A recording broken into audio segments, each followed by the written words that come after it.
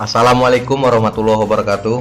Kami dari kelompok 6 akan menyampaikan tentang MK Kewirausahaan bertema merek yang disusun oleh kami, saya Piki Meris Berdian dan Eva, Ego, dan Tatang.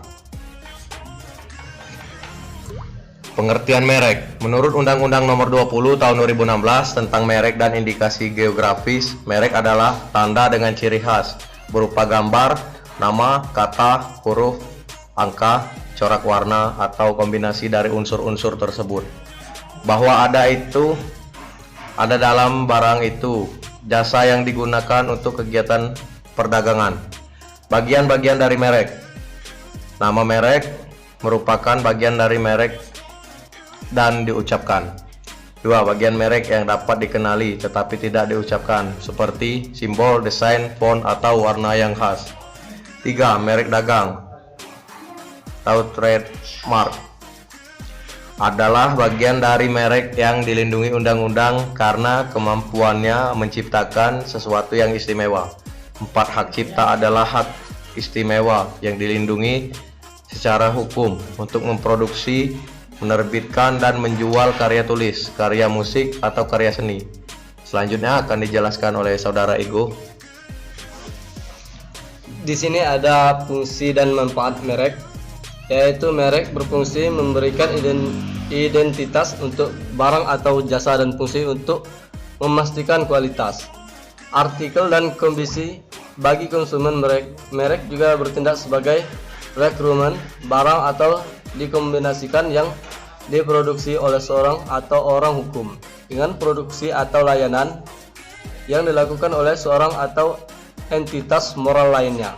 Di sini ada macam-macam fungsi, yaitu pertama fungsi indikator daya, yang kedua fungsi indikator kualitas, dan yang ketiga fungsi saran. Dan di sini selanjutnya akan dijelaskan oleh Tatang Mahendra. Jenis kelompok merek. Menurut Undang-Undang Nomor 15 Tahun 2001 tentang merek, secara umum merek dibagi menjadi 3 kategori, yaitu yang pertama, merek adalah merek yang digunakan pada barang yang diperjualbelikan oleh satu orang atau lebih atau badan hukum untuk membedakannya dengan barang yang lain yang sejenis.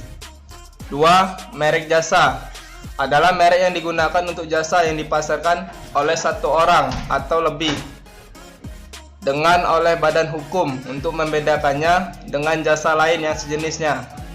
3. Merek kolektif adalah merek yang digunakan pada barang dan atau jasa dengan ciri yang sama yang dipasarkan bersama oleh lebih dari satu orang atau badan hukum untuk membedakannya dengan barang dan atau jasa lain yang sejenis. Yang selanjutnya akan dijelaskan pada saudari kita, yaitu Eva. Oke, baiklah. Berdasarkan bentuknya, merek dagang dibagi menjadi beberapa kategori, khususnya sebagai berikut. 1. Merek lukisan. Bentuk ini mampu membedakan bentuk desain atau gambar barang atau jasa dari barang atau jasa lain yang sejenis. Misalnya, lukisan merek Flying Horse adalah lukisan atau gambar kuda dengan sayap yang terbang. 2. Merek kata.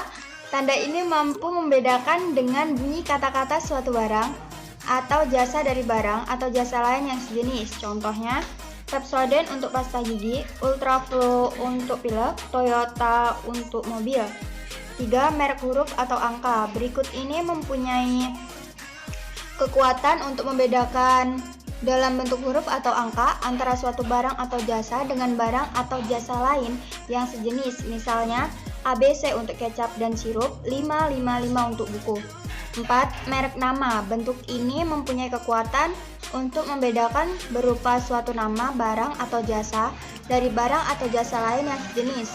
Misalnya, Louis Vuitton untuk tas, Venetia untuk dompet. 5.